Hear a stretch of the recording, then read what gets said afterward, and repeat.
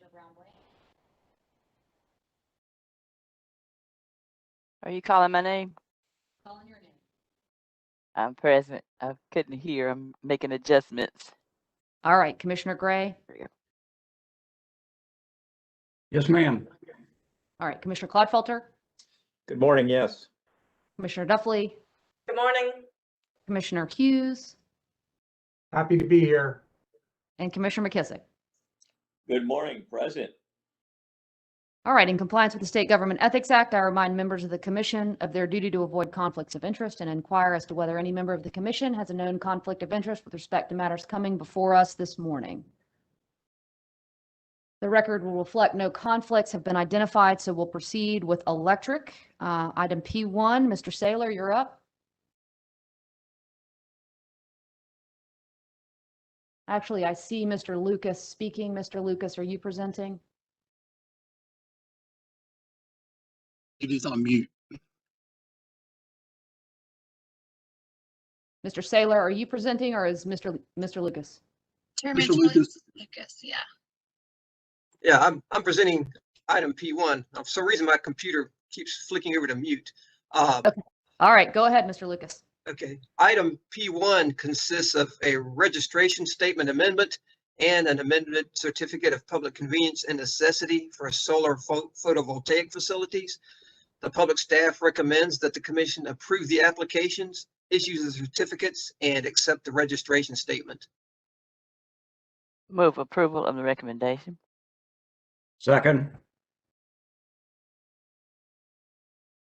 All right, it's been moved and seconded that the item be approved as recommended by the public staff. Are there any questions or discussion on the motion? Yes, Madam Chair. We would like to know if construction has begun on either of the projects. Do we know the answer, Mr. Lucas? I don't know if construction has begun because they already have approved certificates. They've come in for amendments, but I can find out if they actually have started construction. I mean, they've been authorized to. Well, in lieu of that answer, do we know when it's expected to begin, possibly, or when it was expected to begin? I can find out. Mr. Brown-Bland, I do have some information on that. Okay. Homer has not started construction and they intend to enter the transition cluster. So it'll be sometime before they start construction. And DEC Aquadale Solar was a Tranche 2 award winner, and they intend to begin construction by the end of next year. All right. Thank you for that, Ms. Cummins. All right, any additional questions or discussion? All right, hearing none, I'll call the roll for a vote. Indicate your support for the motion with an aye and your opposition with a no. Commissioner Brown-Bland. Aye. Commissioner Gray. Aye. Commissioner Clodfelter. Aye. Commissioner Duffley. Aye. Commissioner Hughes. Aye. Commissioner McKissick. Aye. For the record, I support the motion as well, and the motion carries. All right, we will proceed to public staff electric item P2. I'm Scott Saylor with the Energy Division. Electric item P2 is a petition filed by New River Light and Power requesting approval of a renewable energy rider. The rider will allow New River to offer its customers the option to purchase blocks of energy from renewable energy resources. Each block will cost participating customers an additional $5 per month. And for the initial year of the program, each block is anticipated to equate to 250 kilowatt hours per month. Participation in the rider will be voluntary and will not change New River's base rates and charges approved by the commission, which will continue to be paid by all customers. Renewable energy purchased pursuant to the rider will displace energy that would otherwise been purchased pursuant to New River's wholesale power supply contract. At the end of each calendar year, New River will perform a true-up to determine the block size for the following year. The annual true-up process will ensure that only revenue received from participating customers under the rider will be used to pay the renewable energy cost differential incurred by New River. The true-up will not result in bill adjustments for customers. As part of the true-up process, New River will file a report with the commission detailing program participation, block size adjustments, and renewable energy purchases. New River is requesting that the rider become effective on July 15, 2021 to enable new customers opening accounts prior to the beginning of the academic year of Appalachian State University to be eligible to participate in the program.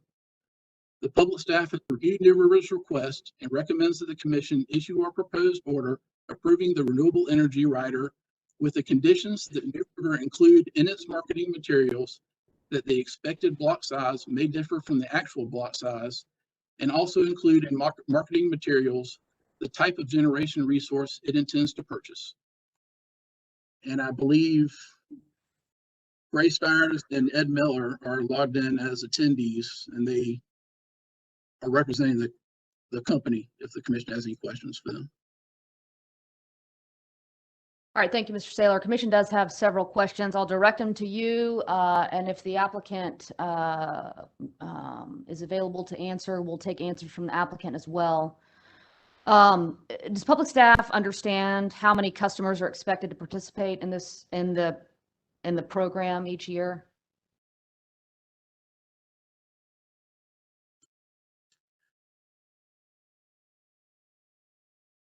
Mr. Saylor? Yes.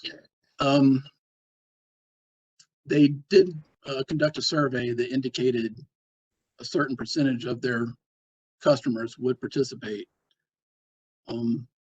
They did not provide an exact number as to how many they expected. Okay, is there a cap on the number of customers that can participate each year? No, there is not. Okay. Is there a cap, or is there a discrete amount of renewable energy that New River can procure each year under its contract? Yes, in their initial contract they have with a hydropower facility, they are contracting for, I believe it's 12,000 megawatt hours. And they also have an option to purchase additional energy if the demand requires. Okay. And last question for you, Mr. Saylor, how will partial payments by customers be determined with the context of the within the rider RER deferred account? Partial payments? Partial payments. For example, if a customer did not pay for an entire block or did not make payment for an entire block. That might be a better question for the company representatives. Okay. Mr. The Stiers, I see you customers- on camera. I'll be happy to try to answer that question, Chairman Mitchell. Okay. The members, participants can exit out of the program and can enter into the program during mid-year. So it's basically a voluntary $5 extra to approximate the difference between what the non-renewable cost of energy would be and a renewable energy that they are purchasing from a specific supplier. They have a contract negotiated and ready to execute if this is approved. There's also a very large block that New River's largest customer, Appalachian State, has committed to and can purchase less than that. But basically, if someone stops payment, then that amount of money would not go towards the purchase of any further additional renewable energy. But there's no disconnection. There's no right of disconnection whatsoever if they stop payment.